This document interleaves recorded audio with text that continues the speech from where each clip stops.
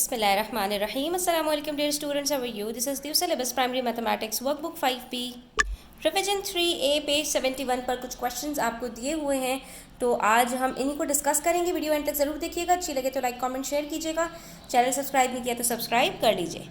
यहाँ पर हमसे कह रहे हैं the figure below is made up of 8 identical rectangles, what percentage of the figure is shaded. ठीक है बच्चों, तो अब याद रखो, इस तरह का जब भी कोई क्वेश्चन आए और आपसे परसेंटेज पूछी हुई हो और आपको फ्रैक्शन की सूरत में कोई सवाल दिया हुआ हो, तो आप पहले उसका फ्रैक्शन लिख लो। ठीक है, तो यहाँ पर मेरे पास फ्रैक्शन क्या बनेगा 3 पार्ट्स शेडेड हैं, न्यूमरेटर 3 और टोटल कितने पार्ट्स हैं 8।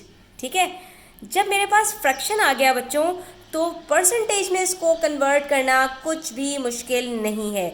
सिंपली उठाओ 100% और इससे मल्टीप्लाई कर दो।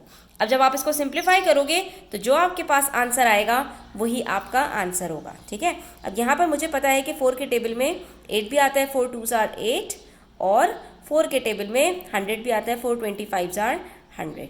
ठीक है, तो अब ये मज़ीद सिंप्लीफाई नहीं हो सकता, 2 ना 25 से ना 3 से, तो हम क्या करेंगे 3 × 25 75 होता है और अपॉन 2 ये परसेंट लिख देंगे। ठीक है, और आप चाहो तो इसको थोड़ा सा और सिंप्लीफाई कर दो। अगर आप चाह रहे हो कि फ्रैक्शन में नहीं लिखना हमें, हम पॉइंट्स में लिख लेते हैं, तो आप यहाँ पर इसको डिवाइड कर लो, आपके पास आंसर आ जाएगा। 2 3s are 6, 15 बचा, 2 7s are 14, और उसके बाद 1 बचा, पॉइंट लिया, 0 हो गया, 2 5s are 10, सिंप्लीफाई हो गया। ठीक है, तो इसका मतलब है कि ये हमारे पास बराबर है 37.5% के, तो हम यहाँ पर उठाकर यही लिख देंगे। ठीक है, तो हम परसेंटेज फ्रैक्शन की सूरत में भी लिख सकते हैं और डेसिमल की सूरत में भी लिख सकते हैं, इसमें कोई इशू नहीं है। लेकिन इस तरह के क्वेश्चन को सॉल्व करने के लिए आपको यही चीज़ माइंड में रखनी है कि आप इसका पहले फ्रैक्शन बना लो। ठीक है, और उसके बाद उसको 100% से मल्टीप्लाई करोगे तो आपकी परसेंटेज कैलकुलेट हो जाएगी। उसके बाद पार्ट 7 में आपसे कह रहे हैं Beena bought a book at a discount of 25%।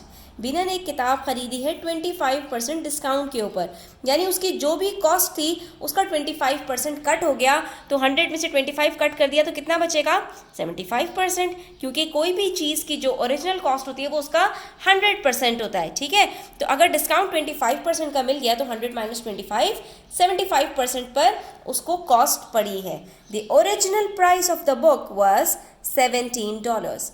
एक बुक की प्राइस 17% है, उसको 25% का डिस्काउंट मिला है। हाउ मच डिड बीना पे फॉर द बुक, तो उसको कितना पे करना पड़ेगा बुक के लिए। ये तो डिस्काउंट की परसेंटेज है, पेमेंट की जो परसेंटेज है वो कितनी होगी वो हम निकालेंगे पहले, और फिर उसको ओरिजिनल कॉस्ट के साथ मल्टीप्लाई कर देंगे, तो हमें पता चल जाएगा कि बीना को ये बुक कितने की पड़ी है।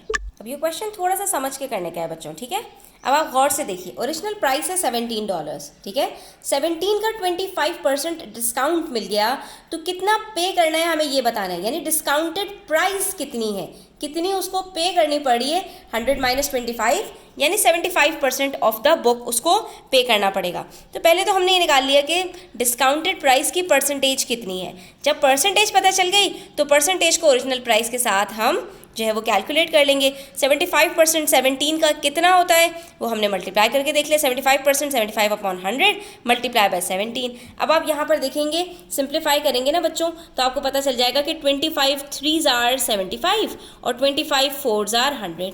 ठीक है, ये जो इस तरह के नंबर्स होते हैं ना, इनके टेबल्स आप लोग याद कर लिया करो। जैसे 12 है, 25 है, तो इससे आपको आसानी होती है। तो 25 1s are 25, 25 2s are 50, 25 3s are 75। तो अभी हमारे पास आ रहा है 3/4 मल्टीप्लाई बाय 17। हमने 3 को 17 से मल्टीप्लाई कर लिया, आंसर आ गया हमारे पास 51। ठीक है, फिर 51 को डिवाइड कर दिया 4 से, तो हमारे पास क्या आंसर आ रहा है बच्चों 12.75।